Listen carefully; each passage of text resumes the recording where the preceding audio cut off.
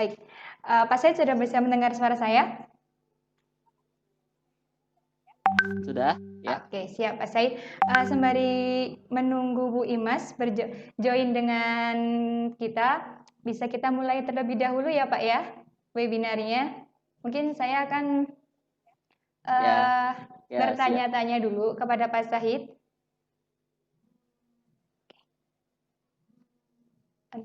Oke, Assalamualaikum warahmatullahi wabarakatuh. Waalaikumsalam warahmatullahi wabarakatuh.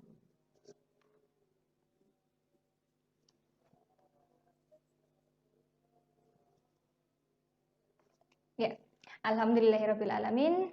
Pada kesempatan kita kali ini kita dapat berkumpul dalam acara webinar online di Guru ID. Mudah-mudahan apa yang akan kita bahas kali ini bisa bermanfaat untuk kita semua dan untuk Bapak Ibu guru juga di rumah sekalian. Oke. Amin.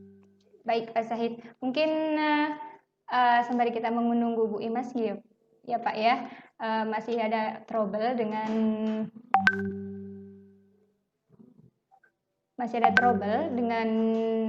apa namanya Zoom-nya Bu Imas dan ada trouble juga laptopnya, jadi mungkin kita mulai berdua aja. Baik Pak Said, bisa kita mulai ya pada webinar kali ini. Mungkin saya bisa tanya-tanya dulu nih Pak, yang menarik pada kondisi kali ini karena memang pembelajaran sangat berbeda ya Pak ya, kondisi yang tidak sangat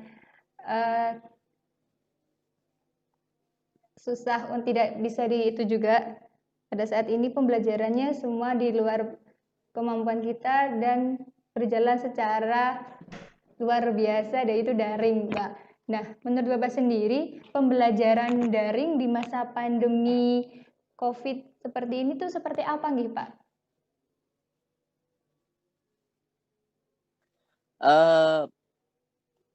Masalah pandemi saat ini memang secara tidak ada yang siap menghadapi pandemi. Begitu juga di Indonesia, kita tidak menyiapkan dan tidak menyangka akan datang pandemi secepat ini. Selama ini semua sektor itu saat ini sedang beradaptasi untuk mencari jalan keluar. Begitu juga pendidikan kita tentu tidak siap untuk menghadapi kondisi pandemi ini, tapi di satu sisi proses pendidikan dan pembelajaran itu harus tetap berlangsung. Mengapa? Karena pendidikan itu adalah ruh kehidupan. Bagaimana ketika pendidikan itu tidak berjalan, dan bagaimana nasib anak-anak kita kalau pendidikan itu akhirnya di stop. Jadi dengan adanya pandemi ini, pemerintah berusaha untuk tetap melaksanakan pendidikan. Salah satunya di sini adalah dengan cara daring ataupun pembelajaran jarak jauh atau belajar dari rumah. Jadi dalam pembelajaran ini tentu pemerintah telah memberikan semacam rambu-rambu bagaimana yang harus dilakukan, apa-apa saja yang harus dilaksanakan dan apa yang sebaiknya tidak dilaksanakan. Jadi pembelajaran daring ini nantinya akan mempunyai banyak sekali cara dan banyak sekali teknik-teknik yang diadaptasi oleh para pendidik dan diadaptasi oleh para sekolah masing-masing. Iya, sebetulnya mungkin karena memang di luar ekspektasi ya Pak ya, bakal selama ini ternyata sampai akhir semester juga belum bisa kita bertemu langsung dengan guru baik maupun siswa. Iya. Jadi tak terduga juga pembelajaran ternyata masih berlangsung secara daring. Seperti itu nggih Pak nggih. Untuk di Bapak sendiri, khususnya di Jambi nggih Pak nggih? Iya. Iya, di Jambi sendiri Pak, untuk kendala Ya, Jambi kendala pertama itu Tanjung Jabung Barat. Nggih, di Tanjung ya Pak ya. Untuk kendala yang menjadi kendala utama dalam pembelajaran daring ini seperti apa Pak untuk Bapak sendiri sebagai guru? Ya, saya kebetulan mengajar di salah satu sekolah dasar di Kabupaten Tanjung Jabung Barat di Provinsi Jambi. Mengajar di sekolah dasar, Mbak. Jadi mungkin kendala yang terjadi antar jenjang sekolah itu juga perlu menjadi pertimbangan pemerintah. Tidak sama masalah yang terjadi antar sekolah. Gampangnya saja kita ambil contoh kami yang di SD dengan teman-teman yang mengajar di SMP atau SMA dan sederajat. Itu berbeda, jauh berbeda. Tidak bisa diterapkan satu kebijakan dari pemerintah itu untuk dipakai oleh masing-masing jenjang sekolah tersebut.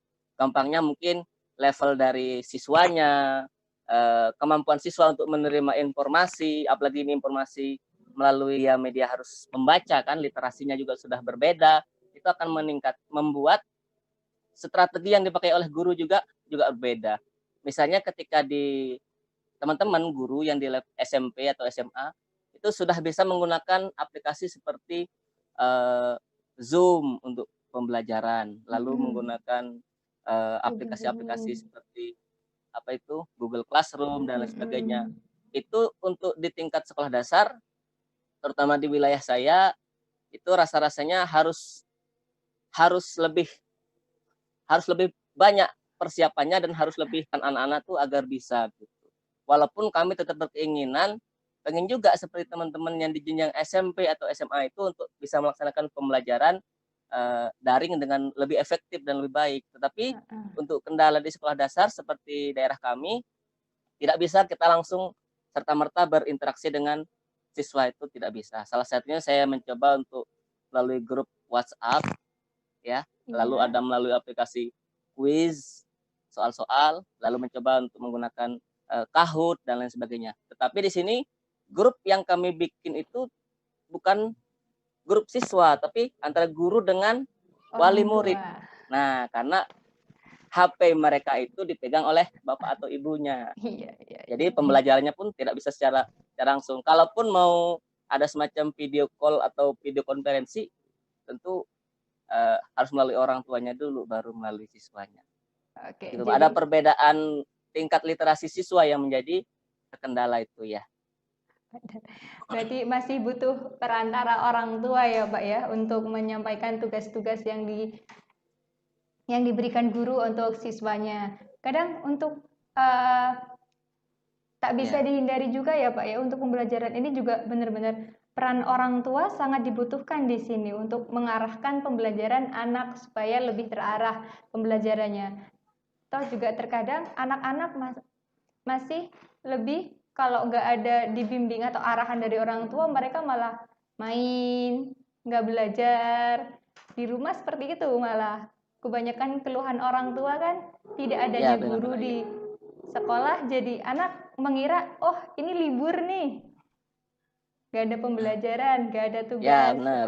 Nah, seperti itu Pak, banyak yang dikeluhkan. Contohnya juga orang tua saya yang masih punya anak kecil, saya punya adik SD juga begitu. Orang tua mengeluhkan tugasnya. Sekarang juga orang tua kan dengan tingkat pendidikan yang belum mumpuni dan tugasnya berbeda juga dengan apa yang mereka dulu pelajari. Jadi ada kendala juga di materi, orang tua belum menguasai materi yang diinginkan. Ya, benar ya. Oke. Ya, memang itu menjadi sebuah tantangan juga bagi guru, bagaimana agar siswa ini seminimalnya masih tetap belajar, begitu ya Bu, Mbak, walaupun dia tidak akan semaksimal ketika dia di sekolah. Kita bayangkan saja untuk sebuah persoalan misalnya materi matematika, kalau tidak dijelaskan secara rinci oleh guru, lalu anak itu mencoba berpraktik dan lain sebagainya, mengalami langsung permasalahan itu dengan praktik, lalu berkelompok dan sebagainya, lalu menemukan sendiri rumus-rumus pada matematika. Nah, itu ketika melalui daring sangat sulit sekali bagi guru. Mungkin bisa dicoba melalui video-video dan lain sebagainya, ataupun praktek yang disampaikan menggunakan video, tetapi tetap beda penerimaan siswa itu dibanding ketika siswa di ruangan bertatap muka dengan guru dan teman-temannya, lalu bisa langsung bertanya dan bisa juga pertanyaan itu ternyata temannya pun dengan bahasa anak gitu. Kalau melalui daring ini hal yang seperti itu rasa saya agak menjadi penghambat, terutama materi-materi yang mengharuskan ada semacam penjelasan secara mendetail dari guru yang belum tentu bisa dipahami hanya dengan dibaca ataupun dilihat, seperti materi matematika di SD, bahasa Inggris, dan lain sebagainya. Oke, mungkin ada memang kendalanya berbeda-beda ya Pak, dari setiap daerahnya juga begitu. Oke, baik, untuk informasi ya Pak Bu, bahwa nanti pembicara kedua Bu Imas akan masuk di sesi 2 ya Pak Bu. Untuk kali ini kita akan berbincang dulu dengan Bapak Syahid terlebih dahulu, akan kita kupas tuntas pembelajaran di era pandemi ini bersama Pak Syahid dulu. Nanti ada sesi berikutnya dengan Bu Imas selaku evaluator pendidikan. Untuk saat ini kita fokus ke pembelajaran COVID ini bersama Pak Syahid terlebih dahulu.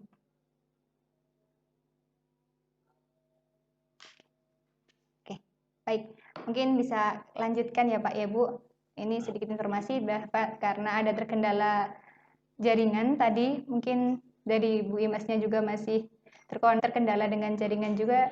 Bu Imas akan join di sesi kedua. Oke, Pak Syahid, kembali lagi ke topik pembicaraan kita tadi. Maaf sedikit terpotong karena ada beberapa kendala. Lalu untuk capaian belajar yang dapat kita capai itu dengan pembelajaran model pembelajaran daring itu seperti apa ya Pak, capaian pembelajarannya? Karena memang saya ini kan bingung juga, capaian pembelajaran yang harus dicapai dalam suatu pembelajaran ini tuh masih karena daring arahnya capaiannya jadi kayak mungkin anak-anak yang penting masih bisa belajar, mau ngerjain tugas itu udah lebih dari cukup. Tapi dari Bapak sendiri sebagai guru pendidikan dasar, capaian pembelajaran yang akan dicapai dalam pembelajaran daring ini seperti apa?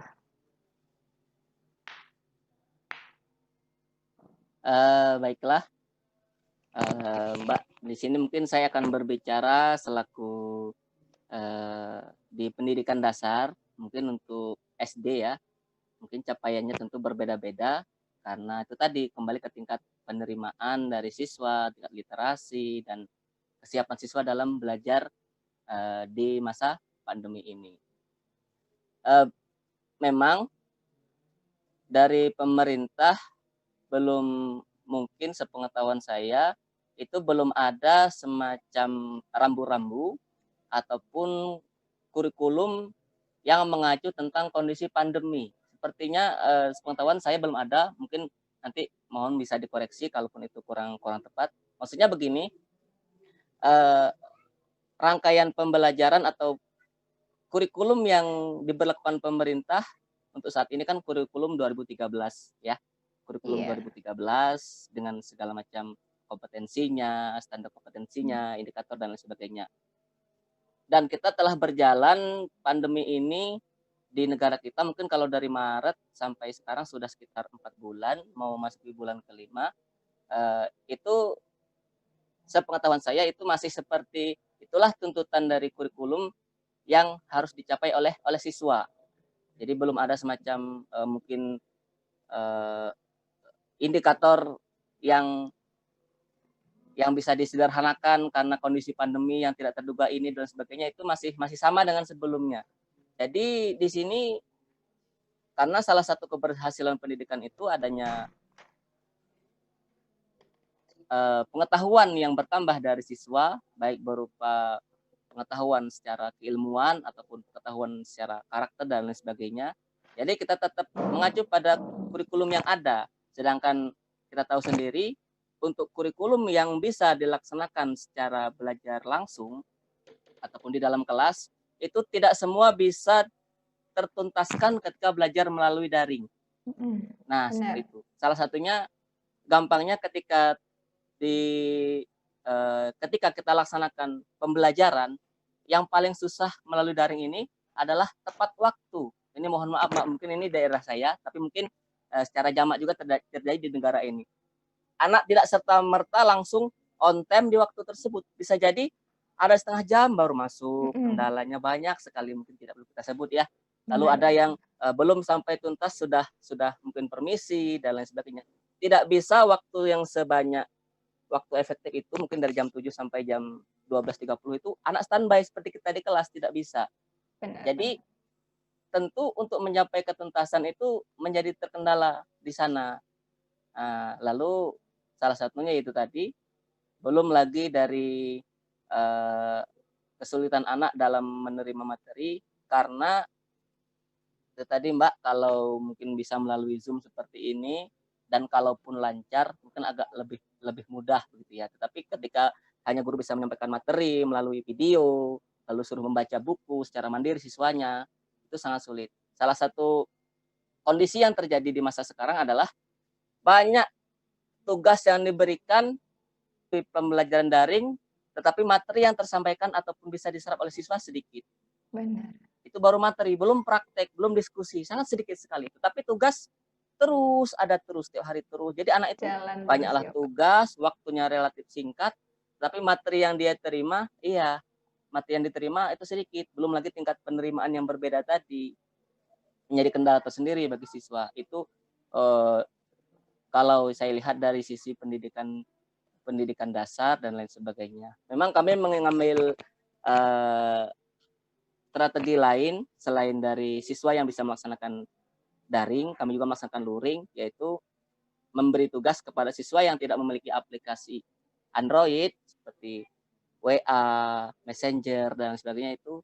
Mereka mengambil tugas ke sekolah dan mereka pun mengumpulkan tugas ke sekolah. Itu saya coba terapkan. Harapan saya begini, kalaulah mungkin pembelajaran ini tidak bisa maksimal, tetapi salah satu prinsip kita adalah jangan sampai anak menganggap ini liburan, liburan panjang, Benar. lalu anak justru senang-senang dikasih gadget sama orang tua disalahgunakan main game sepanjang hari. Nah, itu jangan sampai terjadi seperti itu. Jadi fasilitas minimal yang bisa kita berikan ke anak, kita berikan mereka pembelajaran dan mungkin dengan berjalannya waktu, dengan kita memberikan pembelajaran dengan usaha yang maksimal, lambat laun mungkin anak nanti akhirnya terbiasa lah dengan daring. Mungkin kalau sekarang masih terkaget-kaget lah dengan daring. Kita semua pastinya terkaget-kaget dengan yang serba daring sekarang. Mungkin seperti itu, Mbak. Ya Pak, mungkin mungkin juga banyak dampak positif dan negatifnya mungkin ya Pak untuk apa namanya pada peserta didik juga. Untuk menurut Bapak sendiri ini untuk dampak positif dan negatifnya terhadap peserta didik di era pembelajaran seperti ini mungkin dari Bapak seperti apa nih Pak nih? Karena kan memang banyak banget orang tua yang banyak keluhan, anaknya memang yang bodoh semakin bodoh, yang mainnya sudah main aja, banyak dari perspektif orang tua lebih banyak ke apa dampak negatifnya. Menurut Bapak sendiri ada nggak sih untuk apa namanya dampak positifnya sendiri anak untuk pembelajaran daring seperti ini, Pak?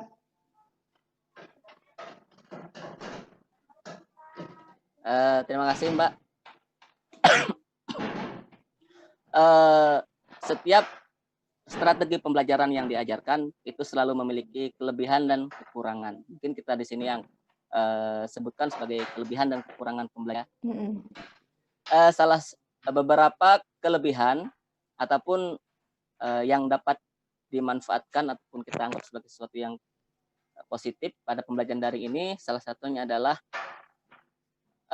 sebenarnya dari pemerintah sendiri sudah memberikan semacam banyak ya cara-cara pembelajaran melalui aplikasi-aplikasi saat ini. Dalam Kemdikbud juga ada semacam rumah belajar, lalu ada semacam guru dari e-guru juga banyak melakukan pelatihan-pelatihan. Salah satunya di sini adalah efisiensi waktu, efisiensi tempat. Dan di sana belajar bisa di mana saja, sekolah bisa kapan saja, dan waktu kapanpun kita harus belajar siswa. Salah satu yang perlu ditanamkan selain dari pemberian pembelajaran kepada siswa adalah penguatan mental kepada siswa dari gurunya. Semacam motivasi lah Mbak, begitu. Jangan sampai kita hanya memberikan tugas, menilai, yang nilai tinggi kita puji, yang nilai rendah kita berikan remedial dan sebagainya. Tapi dalam hal begini guru berperan sebagai benar-benar orang yang diharapkan siswa memberi solusi sebenarnya. Setidaknya kita kasih motivasi kepada siswa kita kasih semangat kepada mereka bahwasanya pandemi ini adalah bagian dari kehidupan dan kita harus tetap melaksanakan, kita harus tetap berjalan seperti biasa. Sesulit apapun mungkin bisa digambarkan, diceritakanlah, luangkan waktu untuk bercerita perjuangan para para guru pada masa dulu, perjuangan para orang-orang yang mencari ilmu yang akhirnya nanti akan sukses. Itu tidak cukup hanya sekedar menyampaikan materi kita pada masa ini, tapi kuatkanlah siswa untuk tetap tegar dan semangat untuk belajar. Dan kalau kita sering terjalin komunikasi, kalau sekarang mungkin lebih intens ya, melalui grup ini, bisa kita melalui orang tuanya, bisa melalui siswanya langsung memberi penguatan. Itu salah satu hal yang positif adalah waktu lebih efisien, tempat lebih efisien, dan kita menanamkan kepada siswa belajar bisa di mana saja, kapan saja, dan dengan siapa saja. Itu. Lalu sekarang ini secara tidak langsung siswa menjadi lebih mandiri, Mbak. Iya, benar, Kalau Pak. dulu mungkin apa-apa tanya ke guru, Iya, langsung ke materi apa guru. kesulitan tanya ke guru dan lain sebagainya.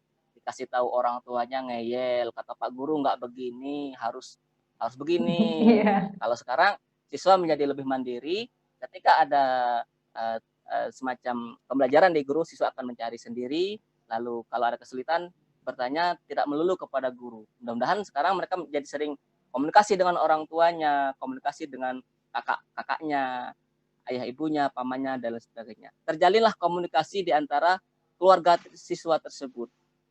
Dan guru itu tadi memberikan penguatan-penguatan yang positif, bagaimana siswa memiliki karakter yang kuat menghadapi pandemi ini, diberi penguatan. Dari sisi kesulitan kita tanamkan akan ada kemudahan di akhirnya nanti. Itu salah satu positif dari pembelajaran jarak. Kalau dampak negatifnya mungkin ya pembelajaran daring. Kalau dampak negatifnya tentu kita semua sudah memahami ya, pun masing-masing ditanya itu akan keluarlah berbagai curhat-curhat dari orang tua. Mungkin bahkan curhat-curhatan orang tua itu viral pula di media sosial ya, saya lihat itu di Facebook. Bagaimana orang tua harus gregetan melihat tugas anaknya yang nggak suruh, akhirnya ada juga yang anaknya mungkin namanya orang tua ke anak kan geram ya gitu ya, ada yang kena marah dan lain sebagainya. Nah, salah satu dampak negatif yang terjadi di sini adalah kelemahannya karena tingkat penerimaan siswa yang berbeda, jadi akan sulit kalau pembelajaran daring itu disamaratakan oleh guru itu di dalam kelas.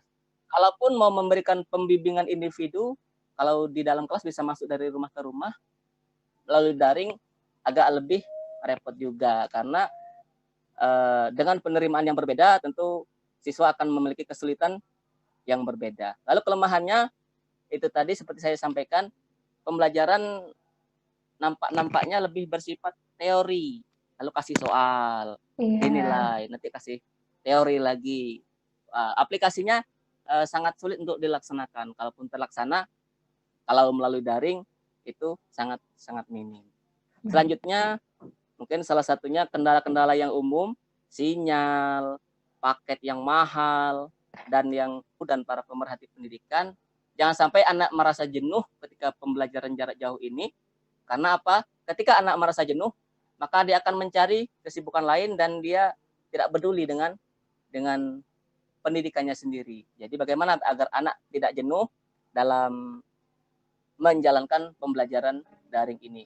Gurulah yang pembelajaran mungkin ditambah dengan mungkin video call tapi tidak membahas pembelajaran sama sekali dengan siswa-siswanya, ataupun mungkin ya kalau melalui daring guru bisa memberi banyak hal. Kalau melalui daring itu bisa kita bagikan video-video, mungkin game-game dan lain sebagainya kepada siswa agar mereka tidak merasa jenuh. Demikian, Mbak. Oke. Iya Pak, mungkin karena sekarang bisa memang seperti yang Pak Sahid bilang, belajar itu bisa di mana aja, bisa kapan aja, bahkan dengan siapa kita belajar. Karena seperti yang diikarkan oleh Pak Menteri juga, Merdeka Belajar sekarang sangat relevan dengan keadaan pandemi saat ini. Baik, untuk Bapak Ibu Pak bisa sambil sekalian dipersiapkan pertanyaan-pertanyaannya apa yang akan diajukan untuk ke Pak Zahid maupun nanti ke Bu Imas. Seperti itu. Lalu kemudian Pak, seperti yang saat ini lagi apa namanya?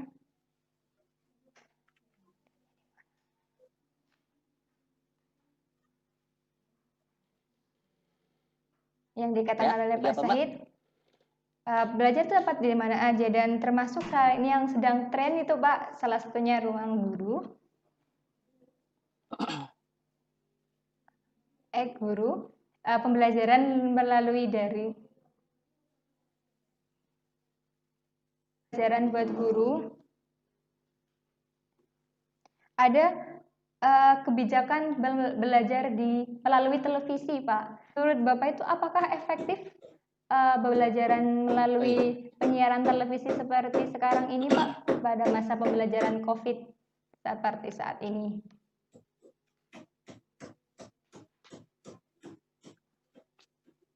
Ya, pemerintah telah canangkan ya pembelajaran melalui televisi, itu Televisi Republik Indonesia ya Mbak ya, TVRI gitu Banyak kan. TVRI itu.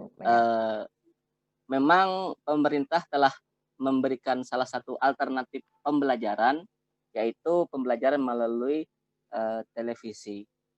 Di sini dalam pandangan saya pembelajaran ini cukup efektif dan murah, meriah, serta mudah dipahami. Saya lihat itu materi-materi yang ada dalam apa itu semacam permainan, terus bahasanya yang menarik, dan ketika anak itu menyaksikan pembelajaran tersebut, dia semacam menyaksikan demonstrasi di kelas begitu. Itu sangat mudah diterima oleh siswa ketika itu bisa berjalan dengan maksimal. Pembelajaran itu semacam demonstrasi-demonstrasi, materi-materi, contoh-contoh yang diberikan dalam pembelajaran tersebut itu sudah sangat sesuai. Begitu juga pembelajarannya berdasarkan kelas-kelas tertentu, berdasarkan tema-tema tertentu. Itu sudah sesuai dengan kebutuhan siswa dalam pembelajaran. Mungkin salah satu yang menjadi kendalanya mungkin berawal dari daerah saya dulu, mungkin Mbak, kalau masalah kayak TVRI ini, siaran televisi, stasiun televisi lah begitu, itu keluhan orang tua itu tidak ada, maksudnya tidak ada di rumah channel itu begitu. Wah, iya. Jadi mereka tidak bisa mengaksesnya, ya, Pak, kecuali ya? harus melalui YouTube dan lain sebagainya. Tidak adanya begini Mbak, karena sebenarnya mungkin sepengetahuan saya kalau seperti itu televisi TVRI itu mudah didapat ketika pakai antena yang UHF mungkin ya. Kalau kami yang menggunakan parabola seperti di desa kami itu menggunakan parabola, hanya beberapa stasiun TV tertentu yang bisa masuk, dan seperti TVRI itu tidak ada karena kami menggunakan parabola. Mungkin kalau seperti di Bandung, di kota-kota besar itu kan pakai antena biasa ya, antena yang biasa itu semua channel masuk tanpa harus ada diacak begitu ya. Kalau di daerah kami dalam grup wali murid juga mengeluhkan nggak ada di rumah TVRI Pak, bagaimana? Akhirnya mereka mencoba membuka lewat YouTube, ya akhirnya kendalanya kan tidak bisa langsung, lalu menonton melalui ponsel itu berbeda dengan HP. Terus masalah kuota juga itu sebenarnya kalau bisa mengikuti itu sangat bagus. Jadi mungkin harapan kepada pemerintah di sini bagaimana agar siaran itu bisa dinikmati oleh seluruh pelanggan televisi lah begitu. Ya, di daerah yang biasa itu teracak, bagaimana solusinya? Seperti di daerah kami tidak ada TVRI-nya, gitu. Karena kami pakai parabola. Kalaupun beli receiver yang mungkin yang lebih modern, yang lebih mahal, itu bisa. Tetapi tidak semua bisa. Itu mereka pakai yang lama. Yang ada hanya beberapa stasiun TV swasta tertentu. Dan TVRI belum ada. Contohnya mungkin di daerah di rumah saya sendiri nggak ada TVRI-nya begitu. Oke, mungkin karena memang belum meratanya ya Pak ya channel TVRI pada daerah-daerah yang 3T tersebut, jadi mungkin banyak kendala juga dari beberapa aspek. Nah, salah satunya untuk Bapak sendiri sebagai pengajar, bagaimana sih pengalaman Bapak dalam melaksanakan pembelajaran daring di era pandemi seperti ini, Pak?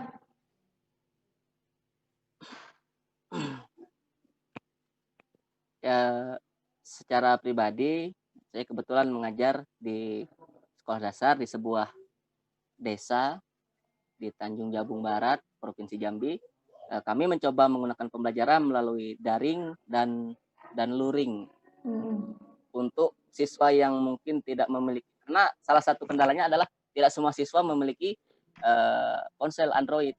Benar. Kalaupun ada Android, misalnya di desa itu yang harus 4G misalnya kalau mau lancar, kalau 3G mungkin agak payah, masih seperti itu Mbak di daerah Berkendara. kami. Jadi bagi siswa yang tidak memiliki, iya, tidak memiliki ponsel Android, kami berikan tugas melalui luring, mereka mengantar ke sekolah, tapi itu hanya sebagian kecil. Kebetulan kalau di kelas saya, Mhm. tugas-tugas yang diberikan oleh guru, dan kalaupun mereka membutuhkan penjelasan, karena jumlahnya sedikit, dengan menggunakan standar pencegahan COVID, guru memberikan materi secara singkat kepada siswa agar mereka memahami.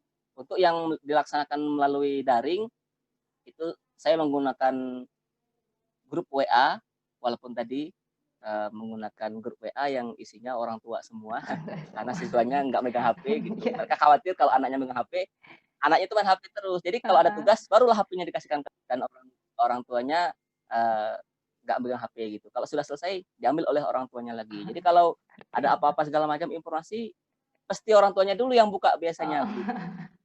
Dan di sana tugas-tugas itu orang tuanya dulu, baru saya sarankan untuk kebaikan anak, usahakan jangan melulu anak dikasih tahu langsung jawabannya. Yang rugi siapa? Yang rugi kan orang tuanya. Itu kan menjadi Benar. masalah kita ya.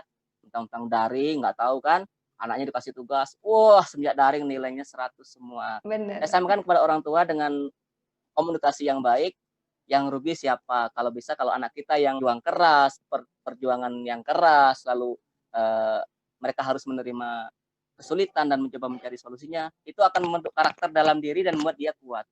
Kalau dalam hal yang seperti itu saja dia selalu dikasih bonus oleh orang tuanya berupa jawaban-jawaban, Enak ya. bagaimana Anaknya sikap menghadapi, iya, menghadapi permasalahan dalam hidupnya begitu. Ketergantungannya sangat tinggi. Jadi saya sampaikan kepada orang tua, kalaupun soal ini sudah dilihat oleh orang tuanya, usahakan kalau anak masih mampu, berikan kepercayaan kepada anak untuk mengerjakannya. Jangan langsung orang tuanya sat sat sat sat. Tidak apa-apa anak nilainya 50, tetapi dia hasil sendiri daripada 70 100. tapi bonus dari orang tuanya. Oh, Dan benar, suatu saat Pak. dia akan terkaget-kaget ketika, iya, orang Pembelajaran tuanya itu tidak langsung. tidak bisa memberi Bantu. lagi, dia tidak akan siap untuk menghadapi permasalahannya, iya. Lalu kalau aplikasi yang digunakan, saya menggunakan grup grup WA, materi bisa melalui video, lalu saya share-kan YouTube, eee, beberapa video-video pembelajaran. Selanjutnya saya menggunakan aplikasi kuis untuk soal secara Sis. online agar mereka bisa mengerjakan soal-soal, itu juga cukup ringan. Lalu saya menggunakan aplikasi Kahoot, itu pembuatan semacam game ya, semacam game, jadi sangat sangat interaktif gamenya, bisa langsung siswa itu mengerjakan, melihat hasil, tampilannya bagus, berwarna-warni dan, kayak mana ya, tampilannya itu pokoknya segar lah begitu. Itu bisa dikerjakan oleh oleh siswa, dan beberapa, eee, tentu menggunakan Messenger juga kalau secara daringnya, untuk mungkin semacam live, untuk live video dan sebagainya. Begitu, Oke. Mbak. Iya, Pak, terima kasih. Mungkin karena memang banyak banget, apa namanya, eee, media-media yang dapat dimanfaatkan oleh guru, terutama pembelajaran online mungkin bisa dapat digunakan yang secara gratis. Guru bisa langsung pergunakan dan bisa mendownload atau unduhnya dari langsung Google Chrome, ya Pak ya. Lalu ini nih Pak, ada pertanyaan yang sangat menarik dari saya untuk dari penonton. Dari saya juga penonton, bagaimana sih Pak dampak siswa yang berkebutuhan khusus dalam pembelajaran daring saat ini? Nah, ini ada dari Pak Bapak Willy Suban yang bertanya bahwa bagaimana sih Pak dampak yang berkebutuhan khusus dalam pembelajaran daring saat ini, Pak?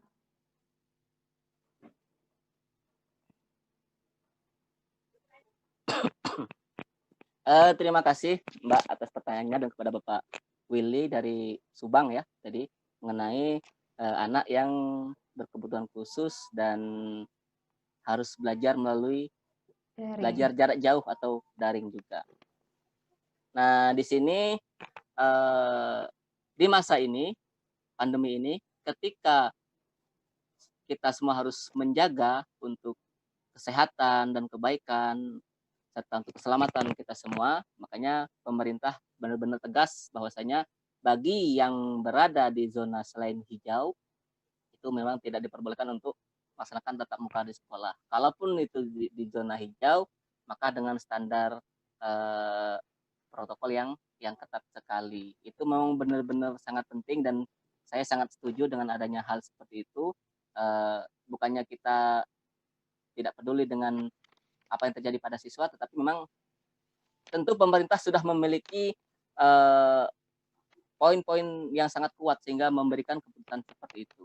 Nah, untuk siswa yang terkendala dan daring tadi karena mungkin berkebutuhan khusus, disinilah peran guru untuk berkolaborasi dengan orang tuanya dengan lebih intens. Alhamdulillah salah satu hal positif dari adanya pembelajaran melalui online ini, hubungan antara orang tua dan guru itu sedikit banyak itu lebih meningkat. Gampangnya kalau dulu ada ya di daerah saya itu orang tua nggak tahu gurunya yang mana gitu ya, apalagi nomor HP-nya gitu kan, ketemu di jalan Benar. nggak kenal sebagainya. Itu harap maklum memang kondisi sebelumnya seperti itu. Dan terkadang ketika kita membutuhkan untuk keperluan bertemu dengan orang tua, mereka selalu berhalangan dengan tugas dan sebagainya.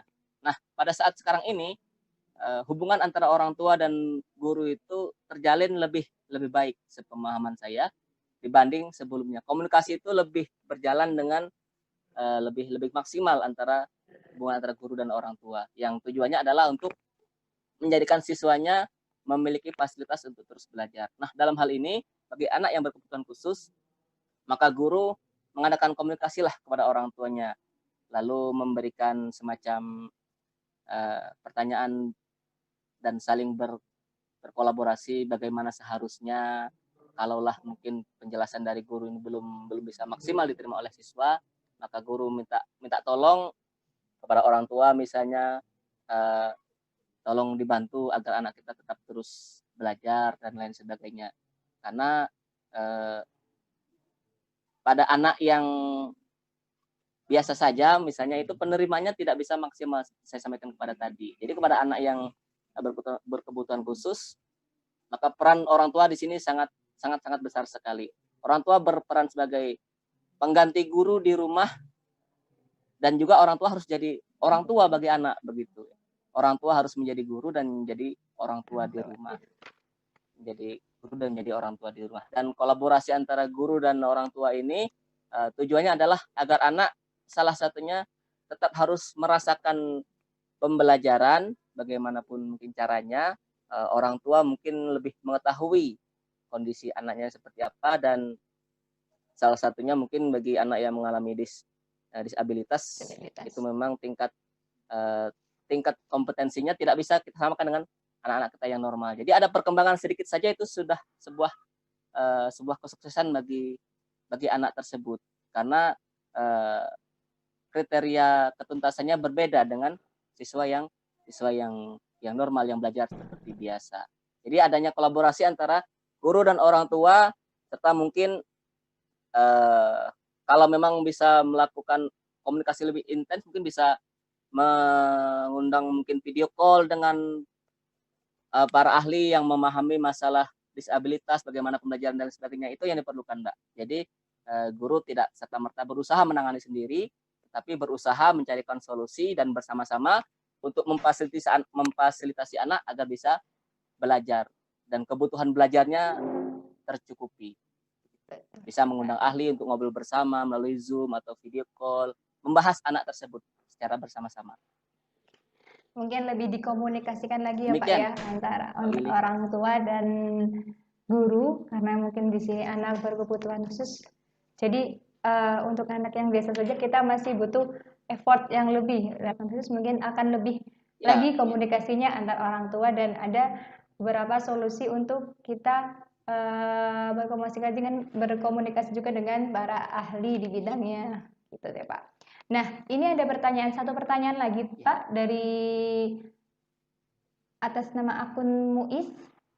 Bagaimana sih proses penilaian karakter selama proses pembelajaran melalui daring? Seperti itu Pak. Jadi itu bagaimana penilaian karakter dalam pembelajaran di era pandemi seperti ini Pak?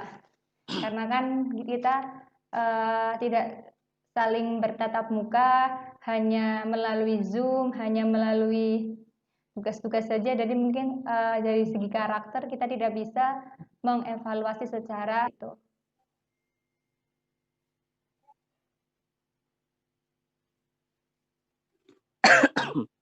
Terima kasih atas pertanyaannya dari Bapak Muiz ya, mengenai bagaimana penilaian karakter kepada anak selama proses pembelajaran di kala pandemi ini. Dalam hal ini, sebagaimana penilaian pembelajaran yang biasa, kognitif, pengetahuan dan lain sebagainya yang juga menyesuaikan dalam kondisi pandemi ini, penilaian karakter pun tetap harus dilakukan oleh guru dan menyesuaikan juga dengan kondisi yang ada seperti saat sekarang ini. Maksudnya bagaimana? Tentu kita tidak bisa melihat langsung si anak karena tidak ada pertemuan dengan siswa, kecuali yang beberapa yang mengadakan beberapa kunjungan ke sekolah sekarang sudah ada juga ya, itu secara luring.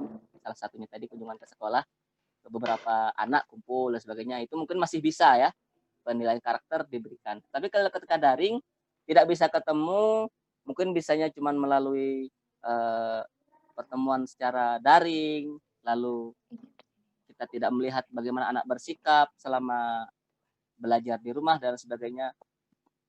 Tetapi di sini kembali kita bisa berkomunikasi dengan orang tua yang pertama, menyampaikan bagaimana kesulitan yang dialami oleh siswa, lalu bagaimana siswa mengambil sikap atas kesulitan yang terjadi. Lalu bisa juga apakah siswa semakin murung gara-gara ada tugas-tugas, lalu apa siswa tak ambil peduli dengan permasalahan. Nah, ini bisa kita komunikasikan kepada orang tua. Lalu salah satu yang bisa dilakukan di sini, sebelum kita melaksanakan pembelajaran daring, di jauh-jauh hari, di saat awal, mungkin di tahun ajaran baru, guru bisa memberikan semacam ya aturan-aturan lah, Mbak, begitu. Aturan-aturan yang bisa disepakati bersama oleh para siswa ataupun para wali murid.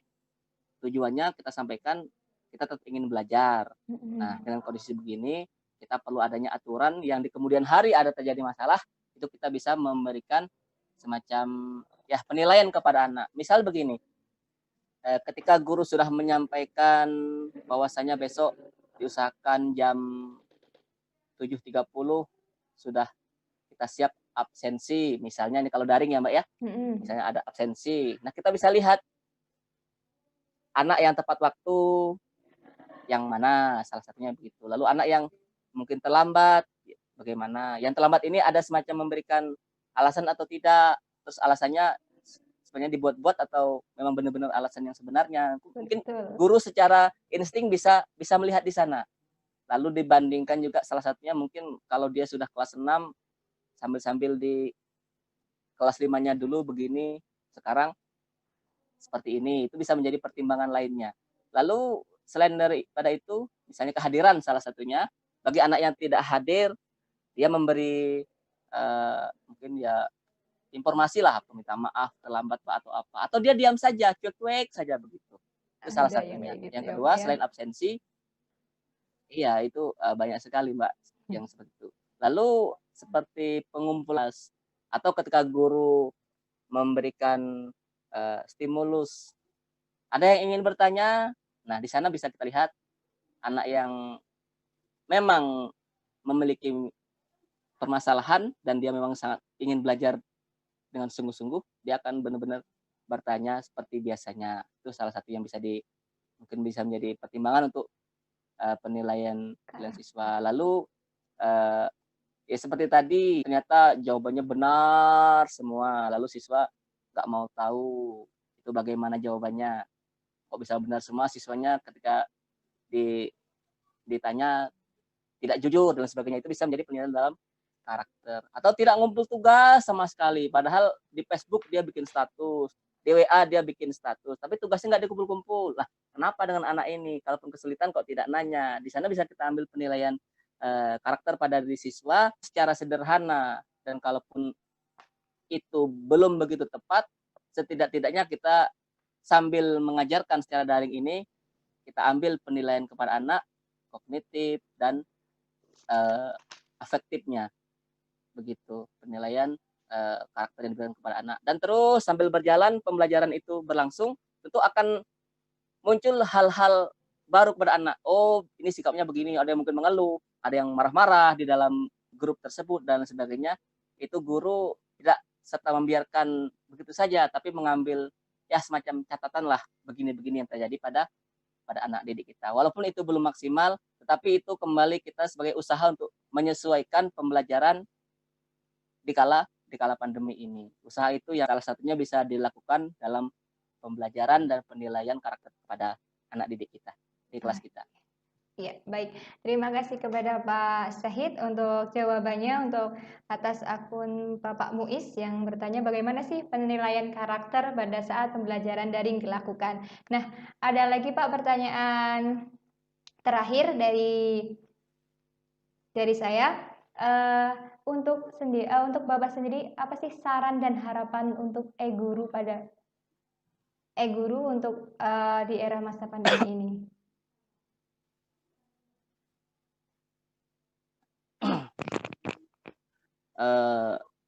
Alhamdulillah, saya bersyukur dan mengucapkan terima kasih bisa bergabung di komunitas ataupun komunitas guru-guru yang terus belajar. Ini salah satu komunitas guru-guru yang ingin belajar gitu ya. Karena tidak ada anjuran dari pemerintah, tidak ada pengarahan dari pihak-pihak tertentu. Tetapi guru hadir kepada guru-guru dan mengajak serta mengajak guru untuk belajar lah intinya.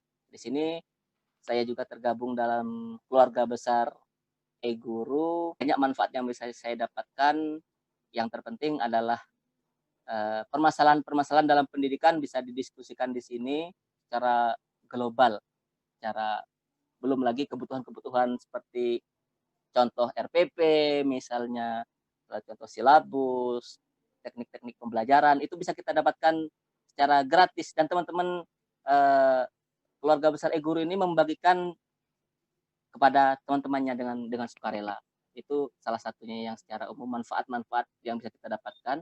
Selanjutnya e-guru juga menyediakan diklat setiap bulannya, dan itu guru sebagai calon peserta bebas memilih diklat-diklat yang telah dilaksanakan. Itu sangat bermanfaat karena bukan hanya 1 atau 2, tetapi dalam sebulan itu bisa sampai 15 item ya, 15 item diklat bahkan, dan semuanya mengacu kepada strategi-strategi pembelajaran, solusi-solusi agar pembelajaran itu lebih baik. Lalu dalam di kala pandemi ini e-guru hadir memang benar-benar maksimal memfasilitasi guru-guru, dan pembelajaran yang dilaksanakan di dalamnya tergantung dengan kebutuhan kita, dan setiap bulan kita memang terus belajar dengan hal yang seperti ini, otomatis kita terus belajar. Belum lagi kita mengikuti seminar seperti ini, lalu obrolan-obrolan masalah pendidikan yang bermanfaat dan solusi-solusi yang diberikan oleh teman-teman e-guru dalam memfasilitasi guru-guru yang ingin belajar lebih baik. Di saat seperti ini tidak ada semacam diklat atau seminar yang tatap muka, tidak ada, semuanya melalui daring, dan e-guru hadir di sana untuk memfasilitasi dengan maksimal. Kehadirannya memang sangat dibutuhkan oleh guru-guru untuk meningkatkan kemampuannya menghadapi pembelajaran yang lebih baik ke depannya. Oke, baik. Terima kasih Pak Said atas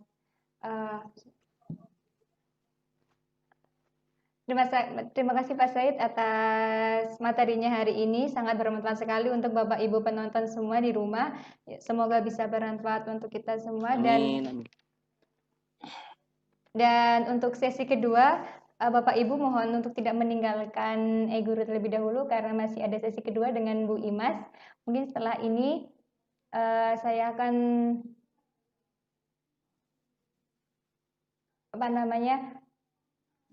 saya akan menghubungkan dengan Bu Imas terlebih dahulu, dan kepada Pak Said saya ucapkan terima kasih banyak pada malam hari ini sudah bersedia untuk menjadi pemateri sekaligus memberikan arahan-arahan untuk pembelajaran di era COVID-19 ini. Semoga apa yang telah kita bicarakan dan didiskusikan tadi dapat memberikan saran dan arahan-arahan untuk guru-guru di seluruh Indonesia. Baik, terima kasih Pak Sahid. Amin. Amin. Terima kasih sama-sama, Mbak.